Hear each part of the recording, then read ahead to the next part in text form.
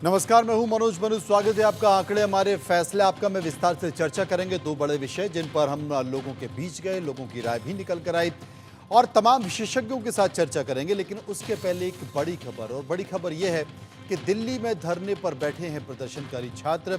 UPSC की तैयारी कर रहे हैं, छात्रों के इंसाफ की लड़ाई। राव आईएएस एकेडमी में 3 छात्रों की मौत को लेकर लगातार गुस्सा हो रहा है। इंसाफ मिलने तक ये धरना प्रदर्शन जारी रहेगा। प्रदर्शनकारी दिल्ली में एमसीडी के कई कोचिंग सेंटर को सील कर दिया गया है। वहीं बेसमेंट में क्लास चलाने वाले कई कोचिंग सेंटर भी प्रशासन ने सील किए। दिल्ली एमसीडी की एक बड़ी कार्रवाई हुई है और बड़ी कार्रवाई यही हुई है कि तमाम ऐसे कोचिंग सेंटर्स हैं जहां पर उनको सील कर दिया गया है। ये सभी कोचिंग सेंटर्स बेसमेंट में चल रहे थे, जो कि पूरी तरह से अवैध हैं, इलीगल हैं। लेकिन कई सालों से ये चल रहे थे, अब तक किसी का ध्यान नहीं गया है। लेकिन छात्रों की मौत के बाद अब इस पूरे मामले पर प्रशासन जाग रहा है। वो इस पूरे मामले पर पानी फेरने की कोशिश कर रहा है। बेसमेंट जो बने हुए उनको सील करने की कोशिश कर रहा है। और अब ये बताया जा रहा है कि ये सब अवैध हैं, ये इलीगल हैं, ये नहीं चलना चाहिए। तो इन्हीं अधिकारियों से पूछा जाए कि अब तक क्यों चल रहे हैं? क्या किसी हादसे का इंतजार किया जा रहा था? और अकेले यहां पर नहीं, बल्कि आप देश के किसी भी कोने में चले जाइए, किसी भी शहर में चले जाइए, जो बेसमेंट बनाए गए हैं वो इलीगल बनाए गए हैं, बिना परमिशन के बनाए गए हैं और उनमें कमर्शियल एक्टिविटी चलती है। लेकिन जब तक हादसा नहीं, तब तक कार्रवाई नहीं।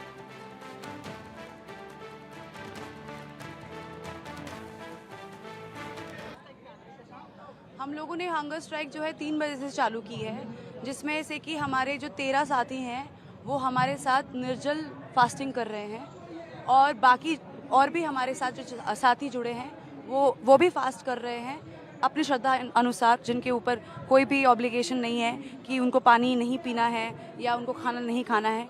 जब वो चाहें वो अपना फास्ट तोड़ सकते हैं। बाकी जो 13 मेंबर्स की जो हमारे जो साथी हैं वो हम जो हैं बैठे हुए हैं इसी प्रण के साथ कि अब जब उठेंगे तो तभी उठेंगे जब हमें न्याय मिलेगा। हंगर स्ट्राइक कितनी लंबी चलेगी ये तो आपको शायद सरकार से पूछना चाहिए, ये तो शायद आपको जो है एडमिनिस्ट्रेशन से पूछना चाहिए, क्योंकि वो जब जितनी जल्दी हमारी जो है मांगे पूरी करेंगे उतनी ही जल्दी हम खुशी खुशी जो है इस हमारी हड़ताल को जो है फारुक करेंगे। ये सब अगर जब हुआ है तो आई डोंट थिंक सो इसमें ट्रांसपेरेंसी मेंटेन की है। अगर एफआईआर वगैरह हुई है, मेन कल्प्रिट्स तो देखिए अब क्योंकि हम पढ़ रहे हैं, हम पढ़ाई कर रहे हैं, तो हमको पता है कि हिरार्की में सबसे ज़्यादा वल्नरेबल कौन सा सेक्शन होता है और कौन सी गलती के लिए which guy has taken a fall, ये हमको पता है क्योंकि हम पढ़ाई कर रहे हैं। तो एक एस्पिरेंट को बेवकूफ़ बनाना उतना ही मुश्किल होता है जितना एक एस्पिरेंट से चोरी छुपाना होता है। तो यहाँ पर जो है जो एडमिनिस्ट्रेशन जो है अपनी चोरी छुपा रही है और अपनी नाकामयाबियाँ जो है वो छोटे पद की जो सरकारी नौकर हैं उनके ऊपर जो है मंड रही है। जो कल्प्रिट्स है, मेन कल्प्रिट्स है, उनके अगेंस्ट एफआईआर अगर लॉन्च हुई है तो वो कहाँ है? हमें तो अभी तक नहीं मिली है। उसको पब्लिक क्यों नहीं किया गया है? एक बड़े लेवल पे तो बनेगी ही बनेगी। तो कौन है सर? मेरे यहाँ से रिफंड पॉलिसी भाई मैंने एडमिशन ले लिया, सर्वर 10 है सर। थोड़े दिन बाद मेरा नहीं बन रहा है कि मुझसे नहीं पढ़ाई हो पा रही वो यूपीएससी की, तो हम पैसा वापस मांगने जाते हैं, 1 रुपये वापस नहीं होते। सर लाइट तो खोल रखी सर, थोड़ा दूर हूँ मैं, इसलिए भीड़ में क्लोज नहीं जा सकता मैं आगे, बहुत क्राउड है यहाँ पर। तो सर को दोनों तुरंत पढ़ देंगे, ये तो भाई गाड़ी चल रहा है। रिफंड पॉलिसी पे यही हुआ, रिफंड पॉलिसी के ऊपर आपको रिफंड देना पड़ेगा। जैसा भी होता है वो सिस्टमेटिक ऑर्डर बनेगा, वो रिफंड दिया जाएगा। इंश्योरेंस जैसे कि कोचिंग इंस्टीट्यूट में अपना भी इंश्योरेंस डिमांड होगा जिस चीज का। डेथ तो बहुत बड़े लाइन छोटे छोटे जो भी है, किसी का पंखा गिर गया, किसी का कुछ गिर गया, तो तुम घटना करने मेरे हाथ पे डीसीपी खड़ा हुआ, जो लड़का बोल रहा है ना मेरे फ्रेम में, कंपनसेशन बनता है उसके उल्टे हाथ पे डीसीपी खड़ा हुआ। तो बता दें कि ये जो आप तस्वीरें देख रहे हैं ये सीधी तस्वीरें हैं जो कि राजेंद्र नगर इलाके से आ रही हैं। ये वो छात्र हैं जो पूरे देश से यहाँ पर इकट्ठा हुए और यहाँ पर एग्ज़ाम की तैयारी कर रहे थे, यूपीएससी की तैयारी कर रहे थे। जो छात्र आज यहाँ बैठे हैं वो इसलिए विरोध प्रदर्शन कर रहे हैं क्योंकि इन्हीं में से कुछ छात्र जो कल तक इनके साथ थे, परसों तक इनके साथ थे, वो अब इनके साथ नहीं है क्योंकि वो इस हादसे में शिकार हो चुके हैं। उन्हीं की मांग के लिए, न्याय की मांग के लिए, जिम्मेदार लोगों पर कार्रवाई के लिए ये भूख हड़ताल की जा रही है।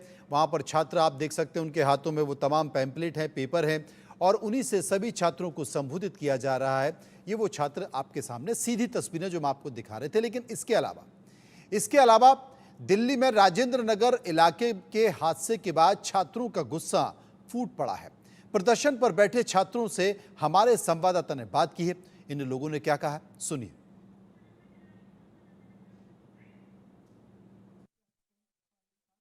दिल्ली के ओल्ड राजेंद्र नगर में जिस प्रकार से 3 बच्चों की डूबने की वजह से दर्दनाक मृत्यु हो गई थी, वहां पर प्रदर्शनों की लड़ी लगी हुई है।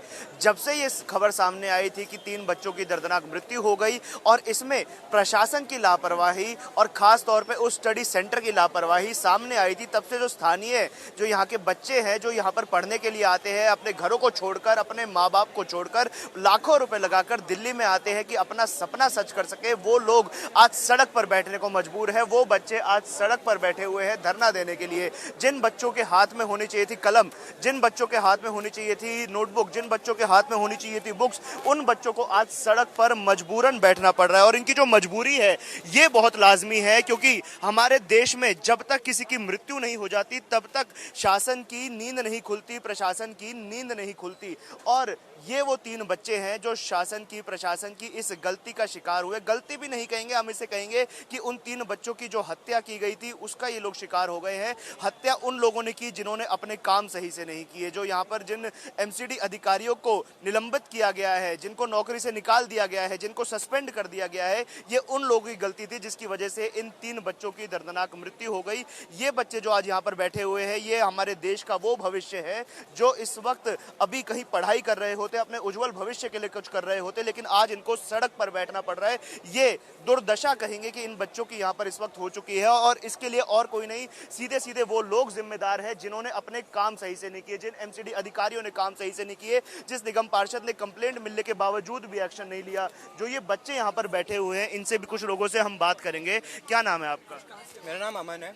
आप कब से यहाँ पर बैठे हुए हैं इंसाफ के लिए? से बैठे हैं 9 बजे से और रात में भी आ रहे जा रहे हैं। 2-3 दिन से हम लोगों का यही चल रहा है।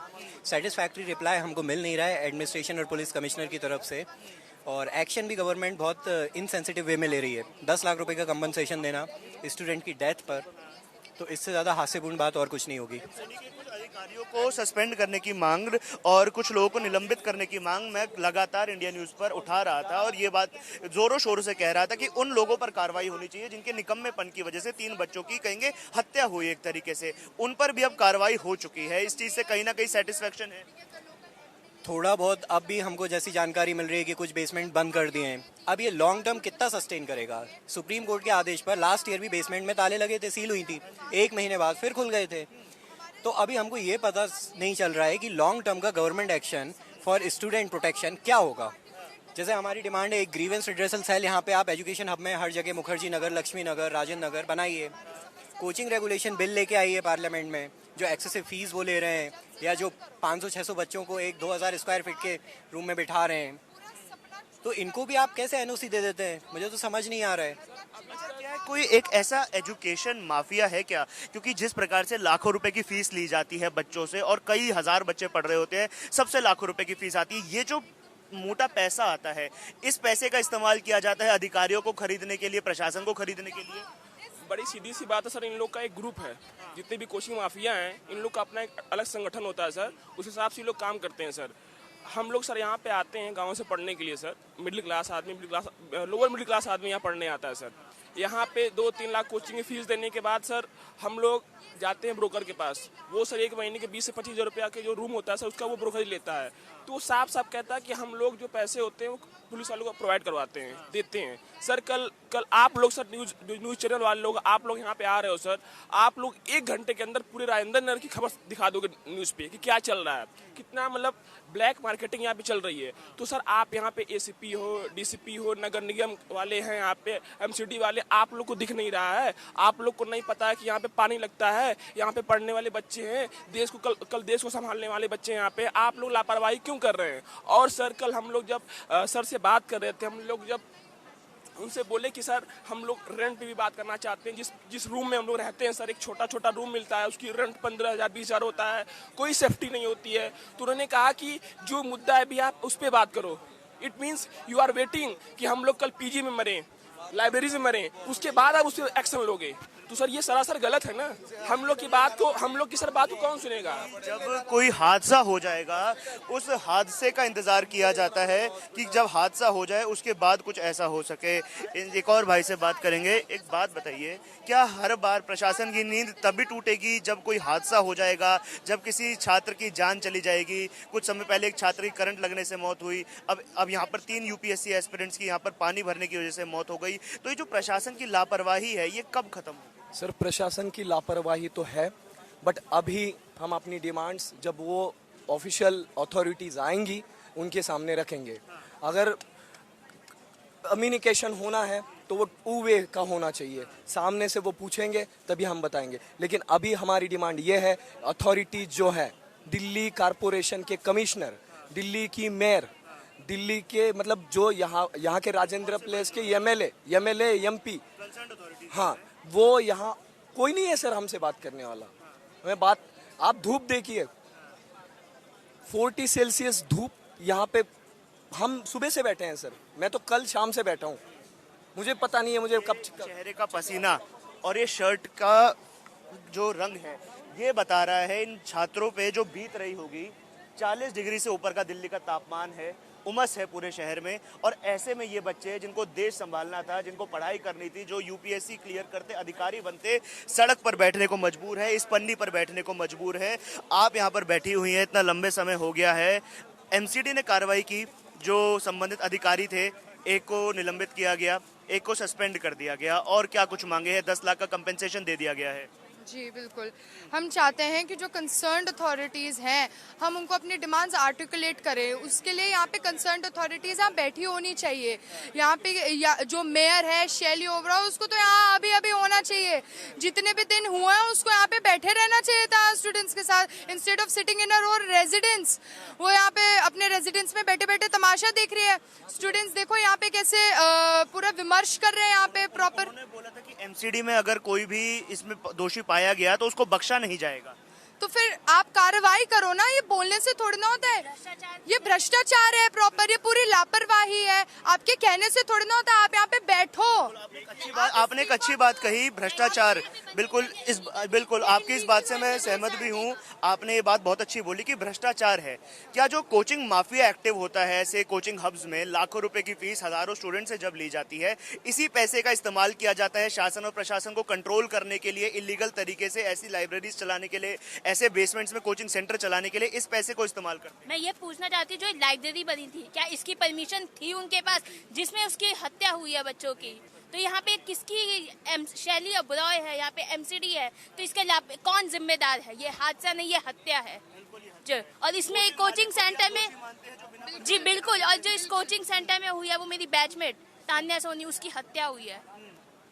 उसके पेरेंट्स बाहर से, तेलंगाना से यहाँ पे आए हैं। एक छात्रा बाहर से जब आती है हजारों सपने लेके कि अपने घर जाएगी, अफसर बनेगी, और जब यहाँ पे उनके पेरेंट्स आके ये इस हालत में देखते हैं उनको और कैसे जाते हैं, एक बहुत दुखद का घटना है। मेरे साथ पढ़ने वाली वो लड़की, तो हम समझ सकते हैं हत्या हुई है, ये आरोप जो यहाँ पर लगाया जा रहा है, और ये आरोप बिल्कुल ठीक भी है, क्योंकि जिस प्रकार से यहाँ पर खुलेआम धड़ल्ले से लाइब्रेरियां चल रही है, पूरी कतार है यहाँ पर कोचिंग सेंटर्स की, पूरा एक कोचिंग माफिया यहाँ पर है, कोचिंग हब यहाँ पर है, जो हजारों बच्चों से